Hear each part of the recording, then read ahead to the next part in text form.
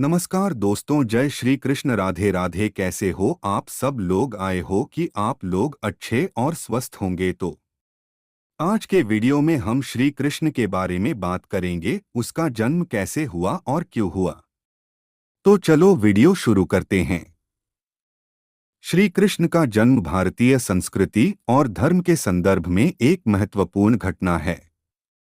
उनके जन्म का उद्देश्य और महत्व विभिन्न धार्मिक ग्रंथों, पुरानी कहानियों और सांस्कृतिक परंपराओं में विस्तृत रूप से वर्णित है।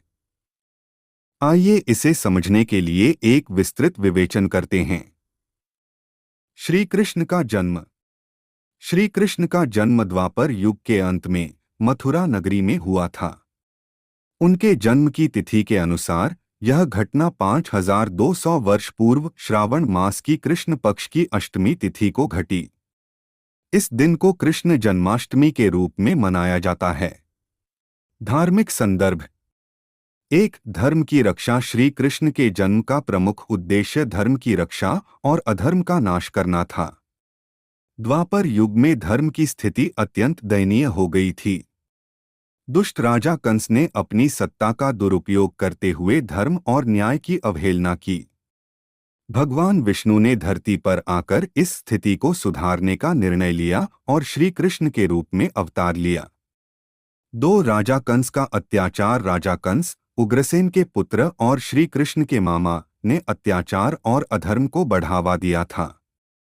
उसने अपने शासनकाल में निर्दोष लोगों की हत्या की, धर्म और न्याय को समाप्त कर दिया और अपने स्वयं के अधिकारों के लिए समाज को परेशान किया।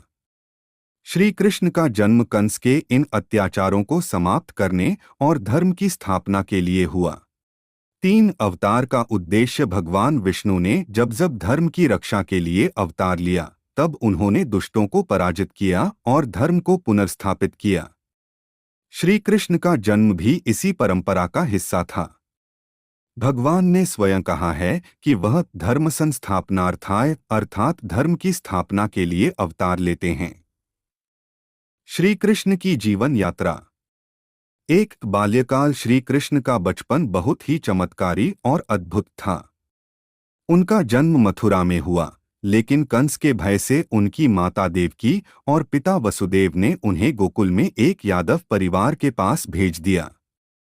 वहां उन्होंने कई चमत्कारिक कार्य किए, जैसे नंद बाबा के घर से गोपियों की रक्षा करना, सर्प कलेर की हत्या करना और कई अन्य अद्भुत कार्यों के माध्यम से लोगों के बीच अपने अद्वितीय स्वरूप का प्रदर्शन किया।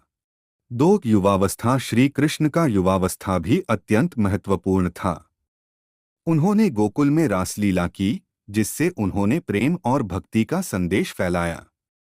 उनकी लीलाओं ने भक्ति का एक नया आयाम प्रस्तुत किया। साथ ही उन्होंने अर्जुन को गीता का उपदेश दिया, जो कि मानवता के लिए एक अमूल्य ज्ञान स्रोत है।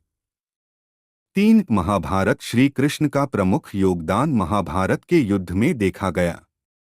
उन्होंने अर्जुन को युद्ध के दौरान गीता का उपदेश दिया, जिसमें जीवन, धर्म और कर्म की गहनता को समझाया। श्री कृष्ण ने अर्जुन को धर्म और कर्तव्य के मार्ग पर चलने की प्रेरणा दी और युद्ध के परिणाम को न्यायपूर्ण बनाया। 4, यादव वंश का पतन। श्री कृष्ण के जीवन के अंतिम काल में यादव वंश की क्षति और इसके परिणामस्वरूप उनकी जीवन यात्रा का समापन हुआ। यह संकेत था कि जैसे जैसे समय बदलता है, धर्म और अधर्म के संघर्ष में भी परिवर्तन होता है। श्री कृष्ण का संदेश। एक, भक्ति। श्री कृष्ण ने भक्ति के माध्यम से जीवन की महत्वपूर्ण बातें सिखाई। उन्होंने भगवान के प्रति समर्पण और प्रेम को जीवन का सर्वोत्तम मार्ग बताया।